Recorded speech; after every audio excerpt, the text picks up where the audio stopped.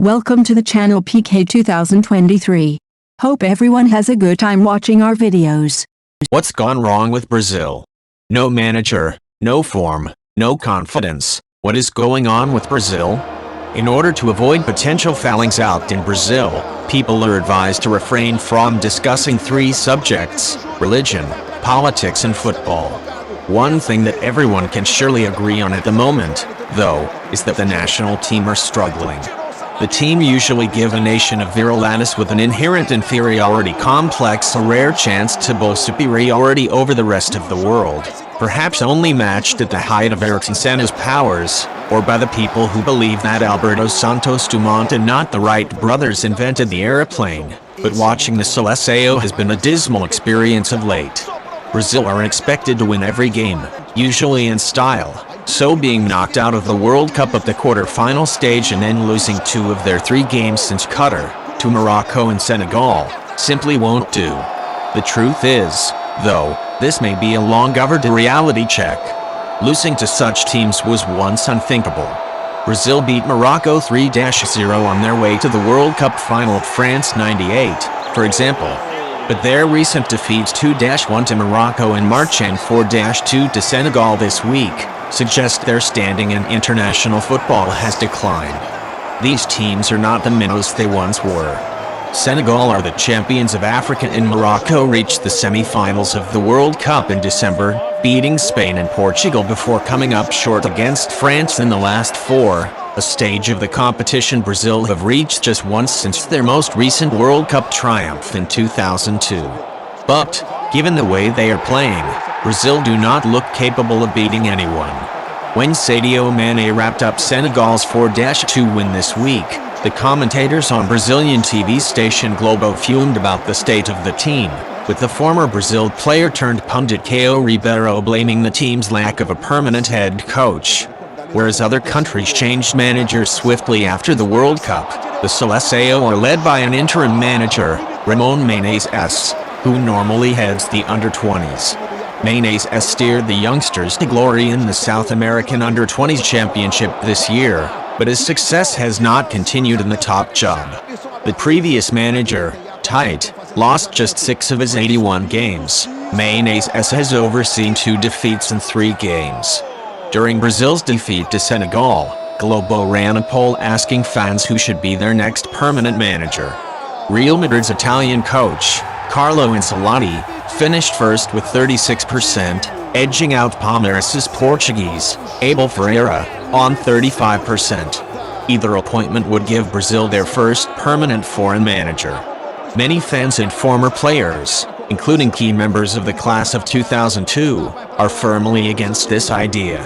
Others would prefer Ferreira, who speaks the language and is based in Brazil, where he has won every trophy on offer over the last few years.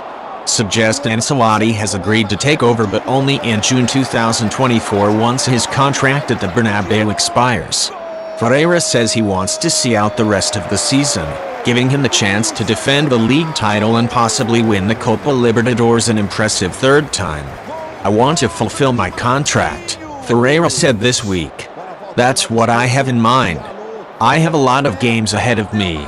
Enjoy the moment. My intention is to follow my plan. I move by conviction." With these managers not committing immediately, the argument swings in the favor of the former players such as Cafu and Rivaldo, who believe Brazil should appoint a Brazilian. Fernando Diniz, the Fluminense manager, would be likely to drop everything and take the job even though his club are top of their group in the Libertadores. Time is of the essence given Brazil's current rut. They have 6 World Cup qualifiers later this year, the last of which is a home meeting against defending world champions and eternal rivals Argentina. There is also a Copa America in the US next year, which offers a chance to avenge their painful defeat to Argentina at the Maracanã in the previous final in 2021. If Ancelotti were to take over next June, he would only meet his new squad on the eve of the tournament. Walter Casagrande, the former Brazil player turned popular pundit, has demanded that the issue be resolved quickly, suggesting the Brazilian CBF should borrow Ferreira from Palmeiras when there is a Brazil game. Want to wait for Ancelotti? Flip the coin. It can fall head or tails, he says. Until he arrives, we will be embarrassed.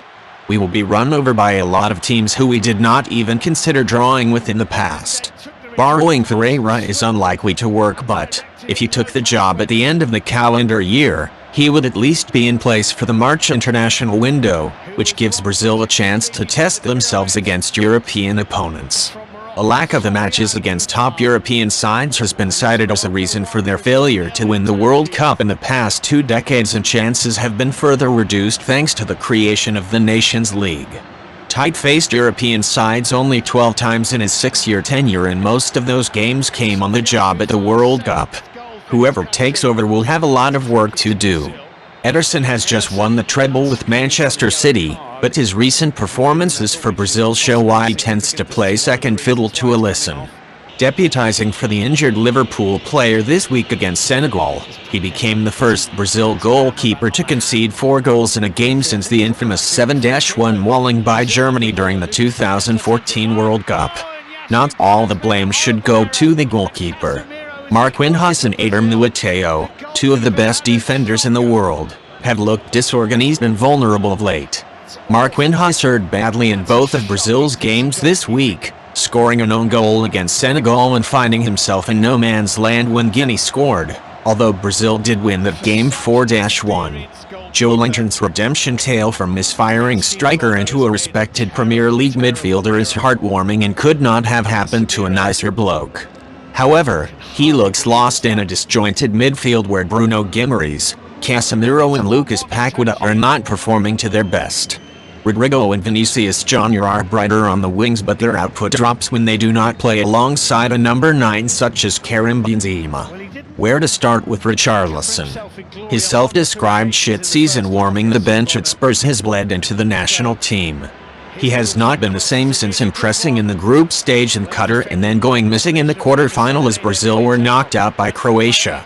His horrible, stumbling dribble against Guinea, where he struggled to control the ball and seemed too shy to pull the trigger, summed up his recent troubles.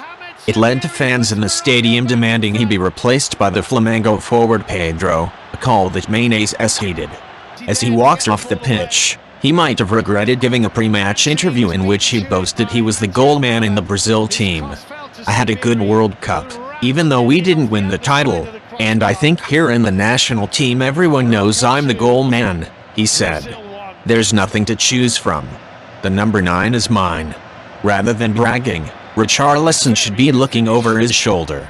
Vitor Roque, the 18-year-old, made his debut against Morocco, and Endrick, the 16-year-old Palmeiras prodigy who will join Real Madrid for €60 million in July 2024, are lighting up the league and approaching the national team at breakneck speed. Maybe all of this soul-searching is an overreaction. It would not be a first. These are just friendlies after all, and unnecessary ones at the end of a long, tiring European season. The absence of Neymar was also a major factor, as it was at the World Cup, when Brazil struggled against Switzerland before losing to Cameroon without their talisman. Yet it can't be ignored that the CBF's dithering and its lack of planning are having a knock-on effect on a managerless team who need to wake up quickly before embarking on the road to 2026. Whoever takes over has a big job on his hands. It is not a simple case of inheriting a talented group and letting them get on with it.